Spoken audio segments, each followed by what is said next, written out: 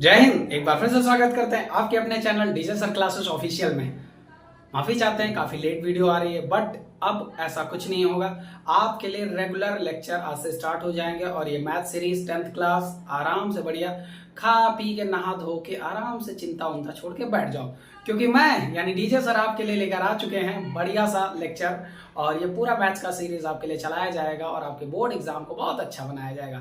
जल्दी से जल्दी हम सिलेबस कवर करेंगे और आगे अपना काम करेंगे।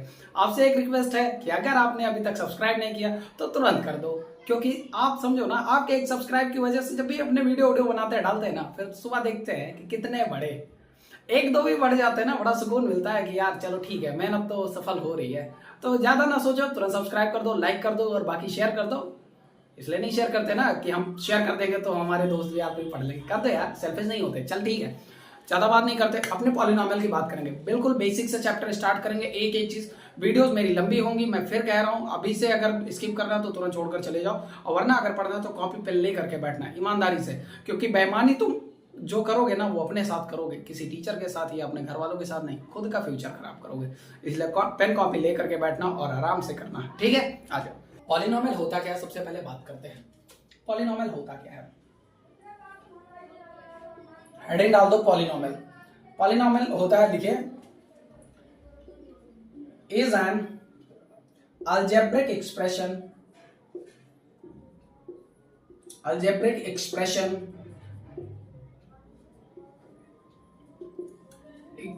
which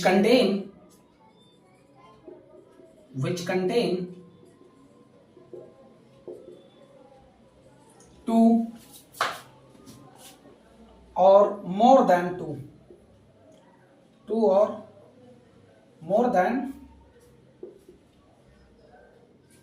two term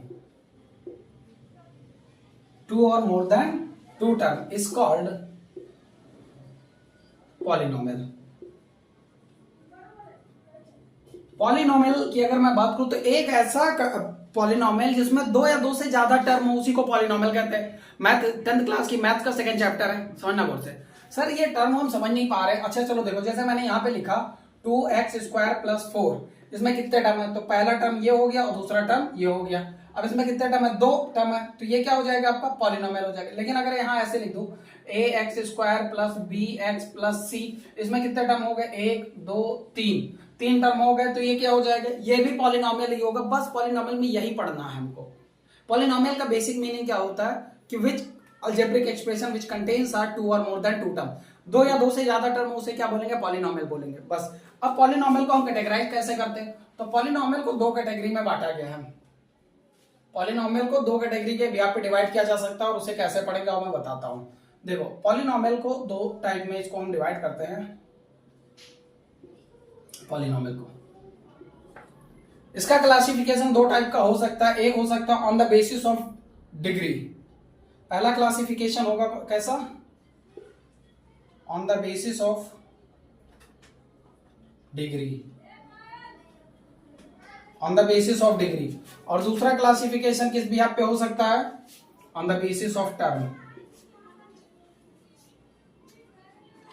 on the basis of term. ये दो टाइप का हो सकता है। अब डिग्री क्या होता है, टर्म क्या होता है, मैं आपको बताता हूं। मान लो कोई भी पॉलिनोमियल लिखा हुआ है, कोई भी इक्वेशन लिखी हुई, जैसे लिखा हुआ है 4x³ + 2y² + 3। अगर ये इक्वेशन लिखी है, अब इसमें से मैं बोलूं कि इसकी डिग्री क्या होगी, तो आप कहोगे सर डिग्री यानी power, degree that means power. इस पे पावर 3 और इस पे पावर 2 है, तो कुछ लोग कहेंगे सर 3 2 5 हो सकती है, या 3 हो सकती है, या कुछ लोग 2 भी बोलेंगे। जो भी, मैं आपको बताऊं, डिग्री दैट मींस होता है किसी भी अलजेब्रिक एक्सप्रेशन के किसी भी टर्म पे जो हाईएस्ट वैल्यू होती है, उसी को क्या बोलते हैं? डिग्री। तो यहाँ पहला ये जो अलजेब्रिक एक्सप्रेशन है, इसकी हाईएस्ट वैल्यू कितनी है? 3, तो इसकी डिग्री कितनी हो जाएगी? 3। नहीं समझे? दूसरा देखो, जैसे यहाँ लिखा है 5x6 + 2x²। अब इसमें से ये देखो गौर से कि ये कितना हो जाएगा, इसकी डिग्री कितनी होगी? तो इसकी डिग्री की बात करें तो यहाँ देखो कितना लगा है पावर में लिखा हुआ है 6, तो इसकी डिग्री आ जाएगी 6 आ जाएगी। ऐसे ही तो डिग्री का मतलब जो होता है, जो हाईएस्ट पावर होती है किसी भी टर्म की, उसी को डिग्री बोलते हैं। आपसे कहा जाता है find the number of degree, तो आप देख लो आराम से हो जाएगा, 9th में किया होगा। और टर्म क्या होता है, तो टर्म अभी ऊपर से बताया, जैसे ये मान लो लिखा है 2x, तो ये एक टर्म हुआ, लेकिन यहीं पे लिखा हुआ है x प्लस 4, तो ये कितना टर्म हो गया, 2 टर्म हो गया, लेकिन यहीं पे लिखा हुआ है 3x square plus 5x plus 7, अगर ये लिखा है तो इसमें कितने टर्म हो गए, 3 टर्म हो गए। तो भाई ये on the basis of term होगा और ये on the basis of degree हो गया। तो डिग्री और टर्म समझ आ गया होगा। अब कितनी कैटेगरी है वो समझते हैं। इसको इरेज कर दे, फटाफट नोट करते चलो, इसको नोट इरेज कर देते हैं। तो इस तरफ हम डिग्री वाला देख लेंगे और इस तरफ क्या देख लेंगे, टर्म वाला। तो इसको हटा दे पूरा और आराम से समझ आ गया होगा कि पॉलिनोमियल को 2 कैटेगरी में डिवाइड कर सकते हैं। तो इधर लिख देंगे on the basis of degree, on the basis of degree. और इधर देखे तो इधर क्या हो जाएगा, on the basis of term, on the basis of term, on the basis of degree, on the basis of term. तो on the basis of degree इसमें कौन सा होगा, तो पहला इसमें होगा लीनियर पॉलिनोमियल। क्या होगा, लीनियर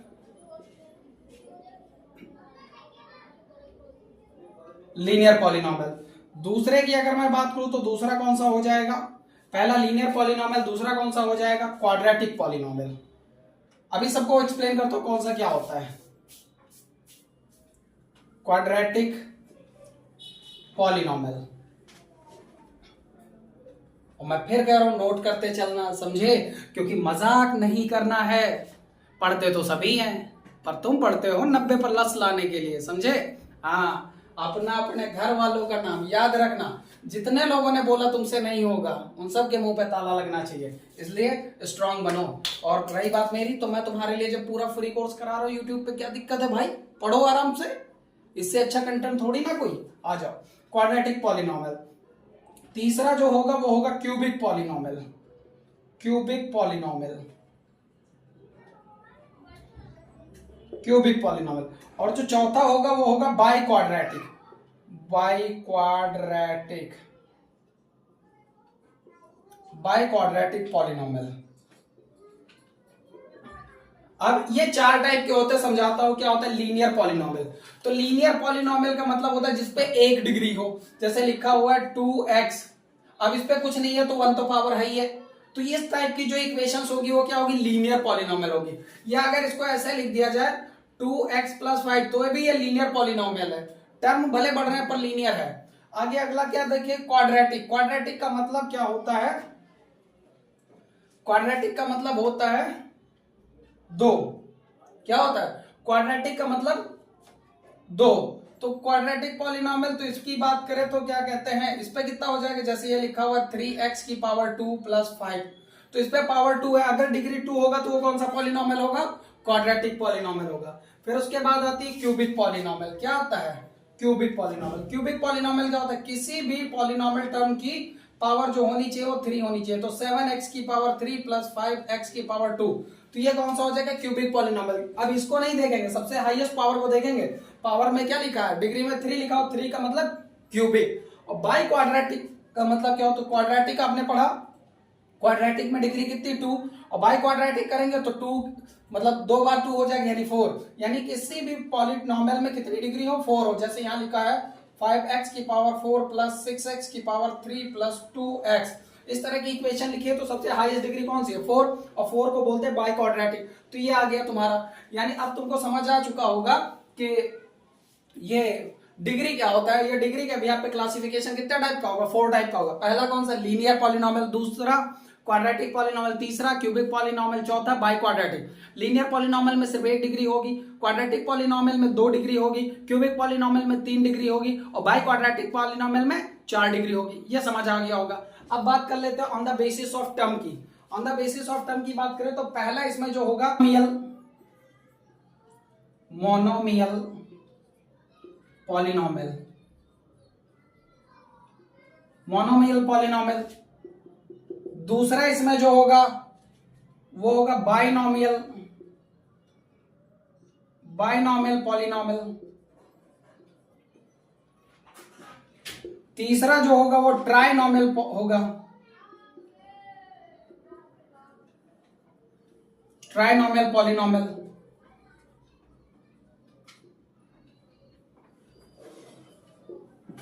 ट्राइनोमियल पॉलिनोमियल।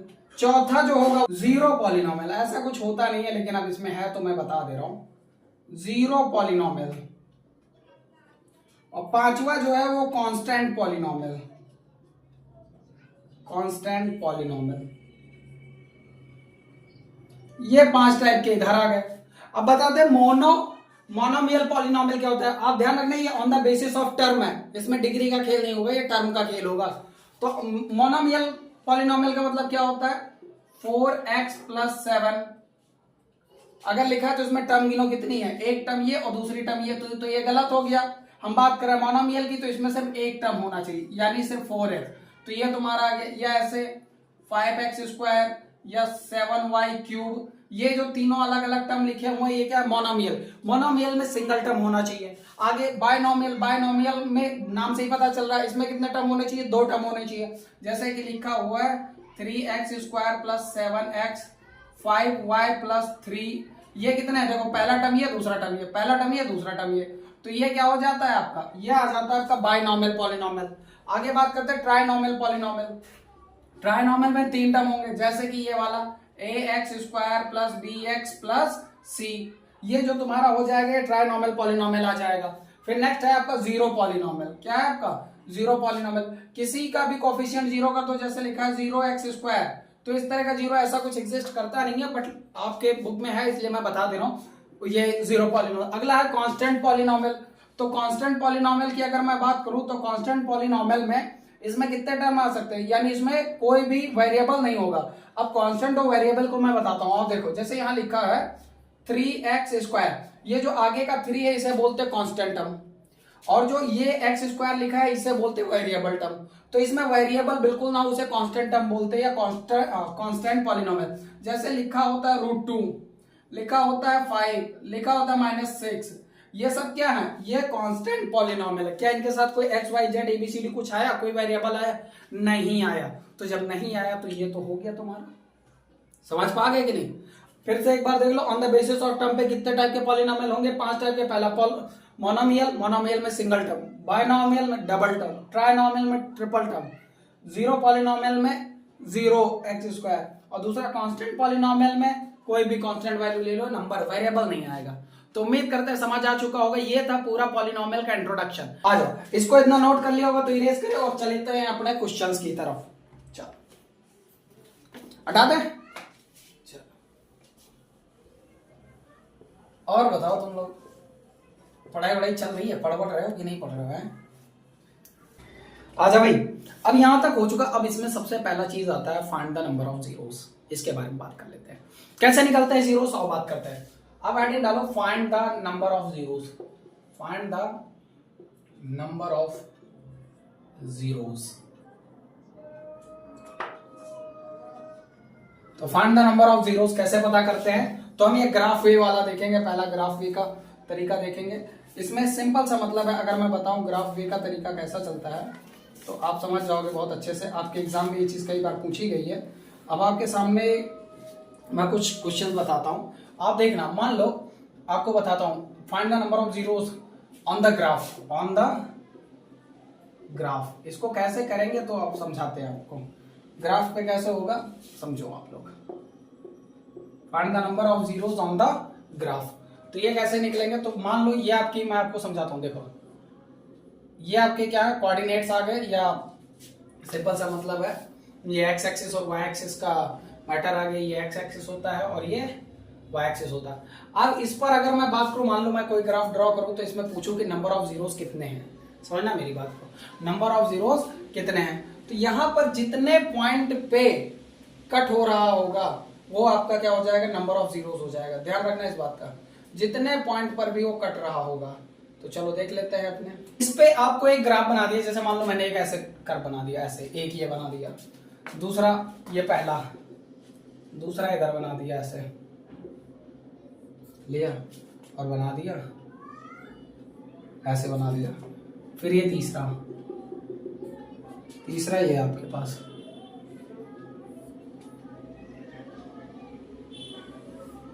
ये और नेक्स्ट चौथा है इधर, चौथा है ये, तो ये कितना हो जाएगा,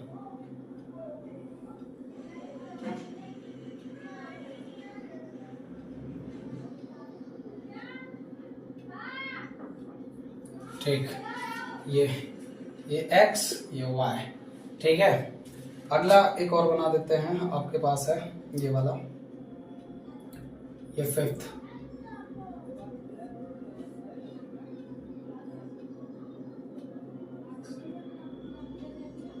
नेक्स्ट आपका ये सिक्स्थ है आपके पास, ये कुछ इस तरह का। बस ये 6 ग्राफ आपके पास है और इसमें हम कह रहे हैं find the number of zeros on the graph. इन सभी ग्राफ पे आपको नंबर ऑफ जीरोस, मैं आपको बता दूं, ये वाला क्वेश्चन आपसे 2019 में पूछा गया हुआ है, ध्यान रखना।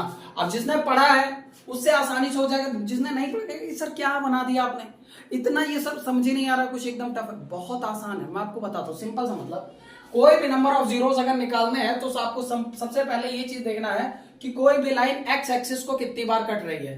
आप ध्यान रखना, कोई भी लाइन, जो भी लाइन हो वो एक्स एक्सिस को जितनी बार कट करेगी उतने ही नंबर ऑफ जीरोस होंगे। समझो मेरी बात को, नंबर ऑफ जीरोस कितने होंगे, जितने लाइन पर उसको कट किया जाएगा। तो how many number of zeros which any other line cut on the x axis, ठीक है। कोई भी अगर जीरोस की बात करें, जैसे वो बात करते हैं इसमें पहले वाले फिगर में कितने नंबर ऑफ जीरोस होंगे, तो नंबर ऑफ जीरोस की अगर बात करें तो यहाँ कितने होंगे, तो एक्स एक्सिस ये है और वाई एक्सिस ये, तो चेक करो ना ये कितनी बार कट रहा है एक्स एक्सिस पे, तो एक यहाँ कट रहा और दूसरा यहाँ कट रहा, 2 बार कट रहा, तो इस पे नंबर ऑफ जीरोस कितने हो जाएंगे, तो इसकी जो जीरो होंगे वो कितना होगा, 2 होगा। ऐसे इस पे आ जाओ, इस पे देखो एक्स पे कितनी बार कट रहा, एक बार यहाँ कट रहा, एक बार यहाँ कट रहा, एक बार यहाँ, 3 बार कट रहा, तो इसके लिए कितना आंसर आ जाएगा, इसके लिए जो जीरो हो जाएगा वो 3 हो जाएगा, इसका आंसर 3 आ गया। ऐसे ही इस फिगर पे आ जाओ, इस फिगर पे आ गए तो इस पे एक्स पे कितनी बार कट रहा, तो एक्स एक्सिस हमेशा हॉरिजॉन्टल वाली होती है, ध्यान रखना, कितनी बार कट रहा, एक बार कट रहा है इस पॉइंट पे, तो यह तुम्हारा कितना हो जाएगा, ये जीरोस कितना आ जाएगा, इसके जीरोस आ जाएंगे सिर्फ 1, क्योंकि एक बार कट रहा। फिर उसके बाद में यहाँ इस फिगर में देखो, इस पे एक्स कितनी बार कट रहा, तो देखो एक बार यहाँ पे, एक बार यहाँ पे, एक बार यहाँ पे, 3 बार कट रहा एक्स पे, तो जब एक्स पे 3 बार कट रहा तो ये कितना आ जाएगा, तो इसके नंबर ऑफ जीरो जो होंगे वो 3 आ जाएंगे, इसके जीरो कितने हो जाएंगे, 3 हो जाएंगे। और ये देखो एक्स एक्सिस पे कट ही नहीं रहा, देखो क्या एक्स एक्सिस पे कट रहा है, ये तो वाई पे कट रहा, और जब नहीं कट रहा तो इसके जीरो जो होंगे वो 0 ही रहेंगे, यानी एक भी जीरो आएगा ही नहीं। आगे यहाँ पर बात करें तो ये क्या हो जाएगा तुम्हारा, इस पे भी कोई किसी भी नहीं कट रहा तो ये तो वैसे ही 0 हो जाएगा, जब एक्स पे नहीं कट रहा तो ये भी 0।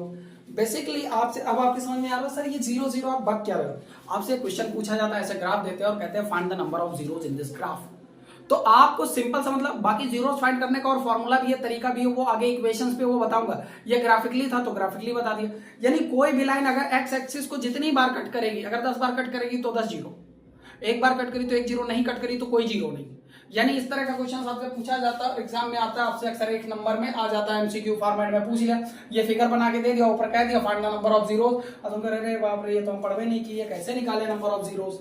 तो इसमें सिंपल सा मतलब क्या, चेक करो कि एक्स एक्सिस पे कितनी बार वो लाइन कट हुई, तो 1 2 बार कट हुई, बस 2 जीरो। यहाँ देखो ये फिगर आ जाए तो कितनी बार, 3 बार, तो 3 जीरो। तो उम्मीद करते हैं समझ में आओगे, 2019 का क्वेश्चन है, ये बोर्ड एग्जाम में आया हुआ है, इसलिए इंपॉर्टेंट है, नोट कर लो। चलो अब आगे बढ़ते हैं, अब तुमको फॉर्मूले वाले तरीके से कराते कि नंबर ऑफ जीरोस निकालते कैसे, हटा दे इसे, चलो नोट कर लिया होगा या स्क्रीनशॉट मार लो फटाक से, समझे। हाँ, बाकी कॉपी पेन लेकर के बैठो एकदम तेज तर्रार तरीके से, समझे, लगना चाहिए, एक अलग ही एटीट्यूड में रहो, पढ़ रहे हो यार, मजाक थोड़ी है, समझे। आ जा भाई, शुरू कर देते हैं।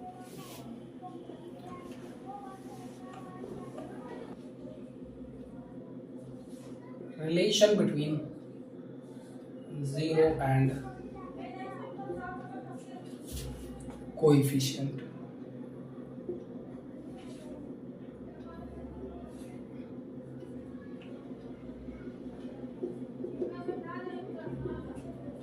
Zero and coefficient, relation between zero and coefficient. सबसे पहले जीरो कैसे निकालते हो मैं बात करता हूँ।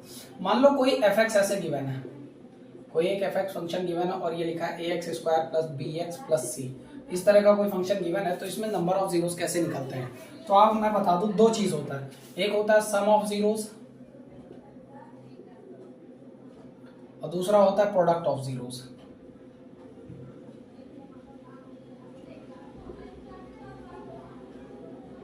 Product of zeros, sum of zero, product of zero. Sum of zero क्या होता है, प्रोडक्ट ऑफ जीरो क्या होता है, मैं आपको बताता हूं। इनका एक फॉर्मूला है, जो सम ऑफ जीरोस होता है वो होता है minus b upon A, minus b upon a, और सम ऑफ जीरो जो होता है वो सी अपॉन ए होता है।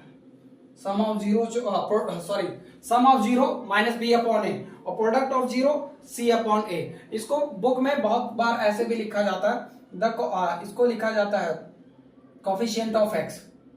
क्या लिखा जाता है, कोएफिशिएंट ऑफ एक्स, और नीचे क्या लिखा जाता है, कोएफिशिएंट ऑफ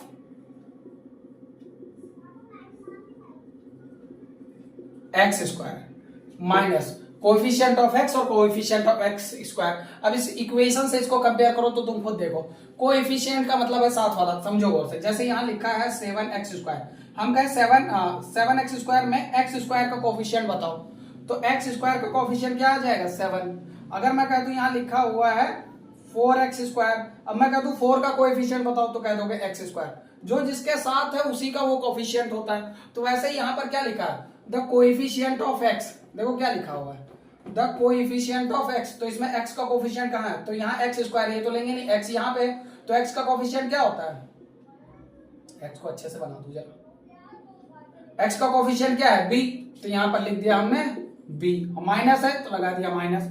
फिर नीचे क्या लिखा है, कोएफिशिएंट ऑफ x स्क्वायर का कोएफिशिएंट क्या है a, तो नीचे लिख दिया a। देखो यही आया कि नहीं आया, तो चाहे ये लिखो चाहे ये लिखो बात बराबर है। ऐसे ही ये क्या लिखा हुआ है c का मतलब होता है कांस्टेंट टर्म, इसको इसी तरह यहां पर भी लिख दिया जाता है क्या, constant term, constant term upon में, कांस्टेंट टर्म अपॉन में कोएफिशिएंट ऑफ एक्स स्क्वायर।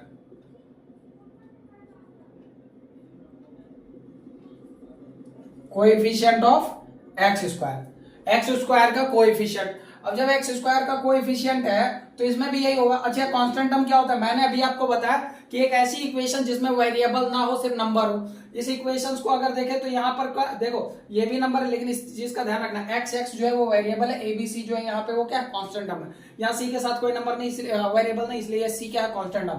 तो कांस्टेंट टर्म तुम्हारा कितना आ जाएगा c, इसीलिए इसको c लिखा है, c फॉर कांस्टेंट, और कोएफिशिएंट ऑफ एक्स स्क्वायर जो कि है तुम्हारा a। तो चाहे आप ये वाला फॉर्मूला लिखो या ये वाला लिखो, बात एक ही है। अब इसी को कई बार क्या होता है, सम ऑफ जीरोस को क्या ऐसे भी दिखा दिया जाता है, समझो गौर से, सम ऑफ जीरोस को अल्फा प्लस बीटा करके दिखा दिया जाता है, और उसका भी formula minus b upon a होता है। और प्रोडक्ट ऑफ जीरो को अल्फा इंटू बीटा दिखा दिया जाता है, उसका भी फॉर्मूला सी अपॉन ए होता है। तो चाहे ये हो या ये हो, ये हो या ये हो या ये हो, सब एक ही चीज है। सम ऑफ जीरो ये भी है और ये प्रोडक्ट ऑफ जीरो है, सम ऑफ जीरो ये भी है और प्रोडक्ट ऑफ जीरो ये है।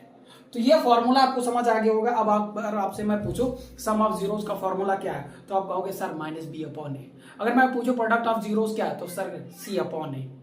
अब मैं कहूं अल्फा प्लस बीटा क्या होगा, तो कहोगे सर वो भी तो माइनस बी अपॉन ए होगा, क्योंकि वो क्या है, वो भी तो सम ही है, प्लस का मतलब सम होता है, अल्फा प्लस बीटा। बस इतना मैटर अगर खत्म है तो एक क्वेश्चन करते हैं प्यार से और समझाने की कोशिश करते हैं आपको। हटा दे इसे, चलो नोट कर लो, वही कर लिया, आ जाओ। हमने ये फैसला कर लिया, मैथ को अपना चुन लिया। सोच रहे हैं काका गाते रहते हैं, हाँ समझे, यही तुम भी गाओ। बढ़िया, जिंदगी बदल जाएगी। चलो आओ आगे कंटिन्यू करते हैं। एक क्वेश्चन लिखा है, find the zeros of a polynomial. लिखा है find the zeros of the polynomial fx is equals to x square minus 2 and verify the relation between 0 and verify the relation between zeros and coefficient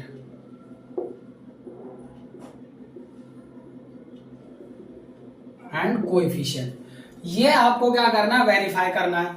तो चलो लग जाते हैं अपने काम पे। सबसे पहले यहाँ पे फाइंड द जीरोस निकालना, ना सम निकालना ना प्रोडक्ट निकालना। और जीरोस कैसे होता है मैं ये भी बता दूं, जीरोस क्या होता है। और मैं आपको एक बेसिक इक्वेशन लिखता हूँ और उससे जीरोस की फाइंडिंग करते हैं और बताते हैं आपको। जैसे यहाँ एक इक्वेशन लिखी है x square plus 6x plus 8, ये एक इक्वेशन लिखी है। अगर मैं पूछूं इसके जीरोस बताओ, इसके जीरोस बताओ, तो क्या आप बता सकते हो?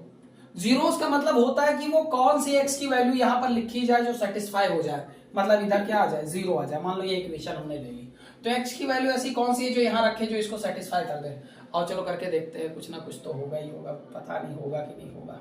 और देखते हैं जीरोस, यहाँ पर बेसिकली एक्स की वैल्यूज को फाइंड करना रहेगा आपको।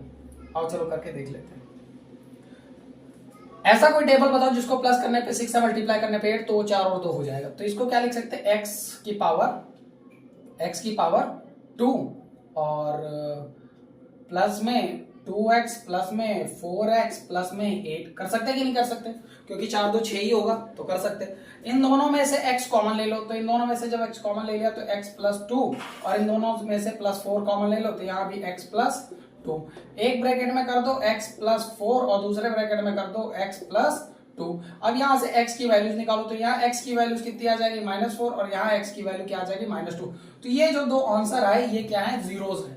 ये क्या है, जीरोस है। अगर इन वैल्यूज को यहाँ पुट करोगे तो बेशक आंसर जीरो मिलेगा। और एक बार सर यकीन नहीं होता करके दिखाओ, तो हमने कहा ठीक है, कौन सा करें, -2 रखे कि -4 रखे? सर आपकी मर्जी। तो तुम क्या करोगे बताओ ना, क्या करो, -2 ठीक है रख।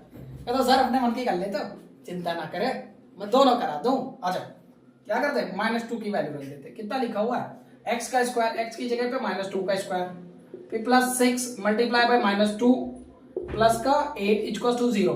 -2 का स्क्वायर करेंगे प्लस का 4 आएगा, प्लस ये 6 2 जा 12 करेंगे माइनस का 12 आएगा, और ये प्लस का 8 इक्वल्स टू 0 आएगा। अब एक बात बताइए, ये प्लस का 8 4 12 हो जाएगा, और ये प्लस माइनस -12 इक्वल्स टू 0। देख कट गया, 0 आया कि नहीं आया, बोल बोल, आ गया 0 ना, आया। कहते हो सर ये तो क्या बात हुई, 4 रख के दिखाओ, तो अपने वो भी कर देंगे। आ जाएगा, देखो क्या है, एक्स स्क्वायर 6x प्लस 8, तो x की वैल्यू कितनी है, -4, तो हमने लिखा -4 का होल स्क्वायर, फिर लिखा है प्लस 6 मल्टीप्लाई बाय -4 और फिर कितना प्लस 8 और इक्वल्स टू 0। ठीक है, अब देखो इसको सॉल्व करके, 4 का स्क्वायर कितना होता है, 16 होता है, प्लस का याद रखना, माइनस है तो माइनस नहीं आएगा, जब पावर इवन होगी तो नंबर भी प्लस आएगा, तो ये आ जाएगा 16, और ये प्लस ये कितना 24 -24, और ये प्लस का कितना 8, 16 8 कितना हो गया 24, और ये प्लस माइनस -24 और इक्वल्स टू 0। अब बता 24 में से 24 जाएगा तो कितना बचेगा, 0 इक्वल्स टू 0। आ रहा है कि नहीं आ रहा? तो x की वो वैल्यू, जीरोस का मतलब क्या होता है, x की वो वैल्यू जिसको उस इक्वेशन पे रख दिया जाए और पूरी इक्वेशन क्या हो जाए, 0 हो जाए, उसी को 0 बोलते हैं। समझ आ गया? तो sum of zeros product of zeros वो करा दिया, और 0 कैसे फाइंड करते वो भी यहाँ बता दिया। उसको फैक्टराइजेशन करके उसकी वैल्यू निकाल दो, वही आपका जीरोस होता है। अब इस क्वेश्चन के लिए करते हैं, और जो करना था नोट हो गया हो तो ये समझाने के लिए किया था। क्वेश्चन तो ये है, यहाँ पे करें, यहाँ पर भी x की वैल्यू 0 की वैल्यू निकालनी है। चलो और फिर वेरीफाई करेंगे, आ जाओ चलो देखते हैं अपने क्या वेरीफाई करना है, और बता दे रहा हूं, सब अच्छे से समझ जाओगे आप लोग। देखो हमें करना है फाइंड द जीरोस। क्या लिखा है, find the zeros of the polynomial. सबसे पहले इसके जीरोस फाइंड करो, तो क्या लिखा हुआ है, fx। क्या लिखा हुआ है, fx equals to x square minus 2। इसको और आगे शॉर्ट आउट करोगे तो ऐसे भी लिख सकते हो, क्या, fx इक्वल्स टू x की पावर 2 माइनस रूट की पावर -√2 की पावर 2। इसको जब लिखोगे तो कितना हो जाएगा, एक ब्रैकेट में हो जाएगा x माइनस √2, दूसरे ब्रैकेट में x प्लस √2। ये दो वैल्यूज आ गई कि नहीं आ गई? अब अगर ये जो दो वैल्यूज आ गई तो यहाँ से वैल्यू निकाल लो x की, तो x की वैल्यू क्या होगी, तो यहाँ x की वैल्यू ये इधर है, उधर जाएगा तो क्या हो जाएगा, प्लस का √2, ये इधर उधर जा करके क्या हो जाएगा, माइनस का √2। अब यहाँ से आप खुद सोचो, हम इसमें से कौन सी वैल्यू लेते हैं, तो हम हमेशा जब प्लस माइनस में हो तो हम वैल्यू प्लस वाली को प्रेफर करते हैं, इसको नहीं प्रेफर करते। जब दोनों ही माइनस हो तो कोई भी ले लो, काम करेगा, लेकिन हम ज्यादातर इसको प्रेफर करेंगे, या कोई भी वैल्यू ले लेंगे उसमें कोई। अब इस वैल्यू को हम यहाँ रख के वेरीफाई करेंगे। अब वेरिफिकेशन क्या करना है, सम ऑफ जीरोस निकाल के इस इक्वेशन को सेटिस्फाई करना है। तो वेरिफिकेशन, अब यहाँ पे वेरीफाई करो। अगर वेरीफाई करेंगे हम तो पहला निकालेंगे सम ऑफ जीरोस, जो यहाँ आया है भाई, यही तो जो दो जीरोस आया कि नहीं आया, एक ही आया एक ही आया। ये दो जीरोस मिले, इन दोनों को सम करेंगे, फिर अपने फॉर्मूले से निकालेंगे। अगर दोनों इक्वल आया तो कहेंगे हाँ सही है। तो सम ऑफ जीरो का फॉर्मूला क्या होता है? सम ऑफ जीरो, अभी नहीं, यहाँ फॉर्मूला नहीं लगाएंगे, यहाँ जीरो पता है तो पहले लिख देते सम ऑफ जीरो। तो एक तरफ है √2 और एक तरफ है -√2। तो ये प्लस का ये माइनस का कट के कितना हो जाएगा? 0 आ गया। तो यानी सम ऑफ जीरो जो है वो 0 आएगा।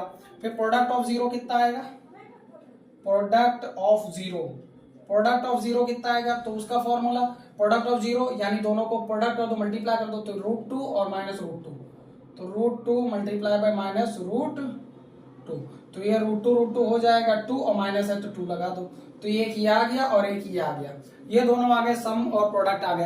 अब हम क्या करते हैं, अब फॉर्मूले से निकाल के देखते हैं और इस इक्वेशन पे देखते हैं। इधर करते हैं, इक्वेशन क्या है?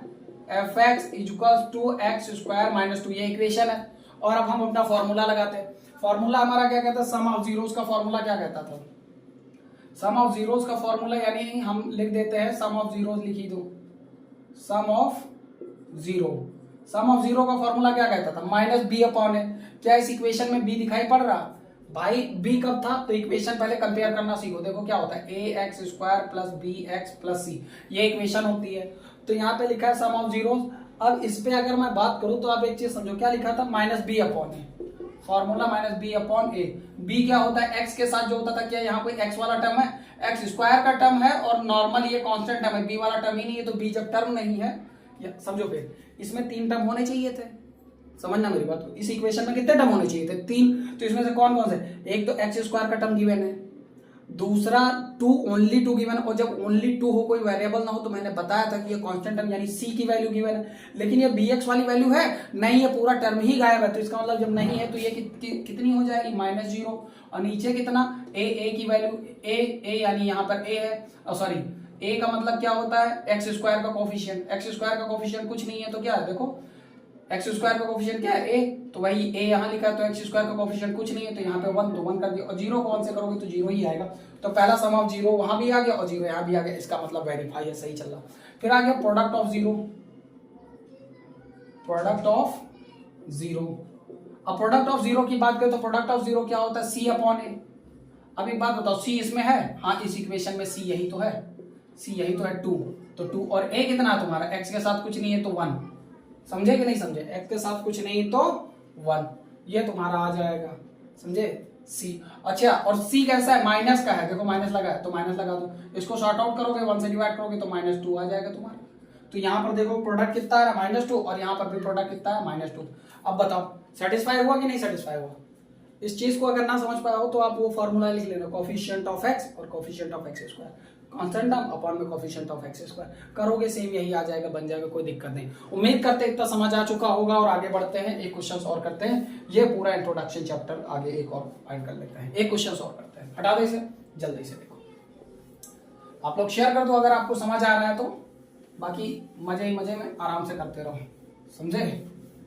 चलो स्क्रीनशॉट वगैरह मार लिया करो, शायद टाइम ज्यादा नहीं देते, मैं बोर्ड से हट जाता हूँ, आप लोग स्क्रीनशॉट वगैरह खींच लिया करो, फट से मार लिया करो, क्या जाता है। चलिए अगला क्वेश्चन लिखिए, find the zeros of the polynomial. फिर से उसी टाइप का क्वेश्चन है, find the zeros of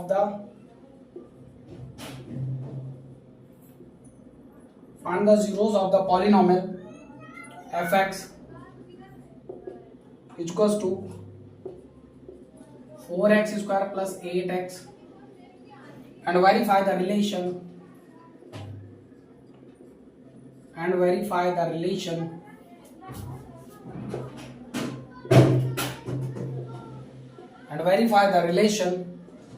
between the 0 and its coefficient, between 0 and its coefficient 0 और इसके कोएफिशिएंट के साथ इसका रिलेशन फाइंड करो। सिंपल सा तरीका, सबसे पहले इसको क्या करना, फैक्टराइज कर देना, पहले जीरो निकाल लो। तो फाइंड द जीरोस निकालो, क्या लिखा है इक्वेशन में, fx equals to 4x² plus 8x। क्या कर सकते हैं इसमें? कुछ कर सकते हैं, चलो इसको कुछ ना कुछ तो करना ही पड़ेगा। फैक्टराइज करें तो ये कितना है तुम्हारा fx इक्वल्स टू, इसको फैक्टराइज दोनों में 4 4 दिख रहा है, यहाँ भी 4 है और यहाँ भी 4 है। 4 कैसे सर, यहाँ तो 8 है। अरे मेरे लाल 4 2 जा 8 होता कि नहीं होता? 8 को क्या लिख सकते हैं 4 इंटू 2, तो मैं 8 को डायरेक्टली बोल सकता हूँ यहाँ 4 है, और अगर 4 को मैंने बाहर कर दिया तो बचेगा कितना 2, तो वही तो यहाँ करने जा रहा है। इन दोनों में से 4 बाहर निकाल लो, तो 4 बाहर निकालने पे यहाँ कितना बचेगा x स्क्वायर प्लस यहाँ 8 है, 8 में से 4 चला जाएगा तो बचेगा 2x, बस इतना बचेगा। अब इसमें से कुछ नहीं करना, इसको किसके बराबर दिखा देना आपको 0 के। अब इन दोनों में से x कॉमन ले लो, देखो यहाँ 2x है यहाँ x है, तो एक x भी कॉमन ले लो, तो अगला क्या x भी बाहर आ गया, तो यहाँ कितना बचा x और प्लस में कितना बचा 2 और इक्वल्स टू में 0। अब इस 4x को इधर भेजोगे तो कितना हो जाएगा, तो ये हो जाएगा x प्लस 2 ब्रैकेट में, और ये 4x इधर आएगा तो 0 डिवाइड बाय 4x, और ये कट के कितना बन जाएगा 0 ही बन जाएगा, क्योंकि 0 को डिवाइड करो किसी नंबर से तो कितना आ जाएगा 0 ही आ जाएगा। अब एक बात बताओ, कितना x plus 2 equals to 0, so x equals to कितना आ जाएगा -2 आ जाएगा, यानी x की वैल्यू कितनी आ गई, वो क्या कहते हैं 2 आ गई, और दूसरा x की वैल्यू कितनी ले सकते हो 0 ले सकते हो। एक कितनी आ गई 2 आ गई, और दूसरी x की वैल्यू कितनी आ गई 0। अब चलो सबसे पहले निकालते हैं सम और प्रोडक्ट। सबसे पहले सम की बात करें, sum of zeros, sum of zeros, तो सम ऑफ जीरोस कितना हो जाएगा, तो एक की वैल्यू 2 है दूसरे की वैल्यू 0, तो कितना -2 प्लस 0 आ जाएगा आपका -2। दूसरा प्रोडक्ट ऑफ 0 कितना होगा, प्रोडक्ट ऑफ 0 ये कितना हो जाएगा, तो प्रोडक्ट ऑफ 0 इन दोनों का मल्टीप्लाई, तो -2 मल्टीप्लाई बाय 0, ये तो 0 ही आएगा। अब फॉर्मूले से करते हैं, फॉर्मूला सम ऑफ जीरोस को क्या लिख सकते थे, अल्फा प्लस बीटा। बोलो अल्फा प्लस बीटा क्या होता था -b/a, और -b इक्वेशन कहाँ है तुम्हारी, ये देखो इक्वेशन है। b कौन होता था, b होता था x को कोफिशिएंट, तो x का कोफिशिएंट क्या है 8, तो हमने यहाँ लिख दिया कितना 8 लिख दिया, माइनस था माइनस लगा दे। फिर लिखा है a कौन सी वैल्यू है, ये 4, लिख दिया 4। सबसे पहले इक्वेशन से वैल्यू निकालनी सीखो, आपको मैं बताता हूँ, मेरी बात समझो। यहाँ कितना x स्क्वायर लिखा, तो a की वैल्यू पहला 4 हो जाएगा, यहाँ x के साथ 8 लिखा है, यानी b की वैल्यू कितनी हो जाएगी 8, और आगे कुछ लिखा ही नहीं है तो कांस्टेंट वैल्यू कितनी, यानी c की वैल्यू 0 हो जाएगी, जो नहीं लिखा है वो 0। अब इसको काटोगे तो कितना आ जाएगा -2, क्या सही है, तो हाँ ये देखो -2 आया था। सम ऑफ 0 -2 वेरीफाई, एक हो गया। दूसरा प्रोडक्ट ऑफ 0 ये होगा अल्फा इंटू बीटा। आप देखो ये अल्फा बीटा से डरना नहीं है, ये ऐसे लिख दिया जाता है भाई, अल्फा बीटा की जगह a प्लस बी कर सकते हैं, x प्लस वाई कर सकते हैं, d प्लस डी कर सकते हैं, कुछ भी कर सकते हैं यार, उसमें इतना डरने की बात नहीं है। ये कितना c अपॉन में a आ जाएगा। अब c की अगर बात करें तो c कितना हो जाएगा तुम्हारा, आज बात करें c कोई टर्म ही नहीं है, देख यहाँ पे c कोई टर्म ही नहीं है तो 0 हो जाएगा, c 0। और a की बात करें तो a कितना गिवन है, a फिर से देख ले यहाँ पे a 4 गिवन है, तो तुम किसी भी नंबर को 0 से डिवाइड करोगे तो फिर से 0 ही आएगा, क्या सही हो रहा, तो यहाँ पर भी 2 आया था, यहाँ पर भी 2 आ गया, यहाँ 0 आया था, यहाँ भी 0 आ गया, तो देयर इज वेरीफाइड। समझ आ गया होगा जीरो कैसे निकालते हैं, सम ऑफ जीरोस कैसे निकालते हैं, प्रोडक्ट ऑफ जीरो कैसे निकालते हैं, और ग्राफ पे नंबर ऑफ जीरोस कैसे निकालते हैं, ये सब पता चल चुका होगा, और पॉलिनोमियल भी अच्छे से पता चल चुका। तो ये था इंट्रोडक्शन वीडियो। अगर वीडियो समझ आ गई, पसंद आ गया है तो आराम से इसको लाइक कर देना, और उम्मीद करते हैं, कुछ टारगेट नहीं दे रहे हैं कितने लाइक का, पर आप कोशिश करना ज्यादा से ज्यादा लाइक हो जाए इस पे, ठीक है। और मिलते हैं फिर तुरंत इसके अगले पार्ट में, और जल्दी जल्दी वीडियो आती जाएंगी, आप लोग बस नोट्स बनाते जाइए और पढ़ते जाइए, ठीक है। और बाकी सब्सक्राइब करते रहो, मिलते हैं अगले लेक्चर में, तब तक के लिए जय हिंद।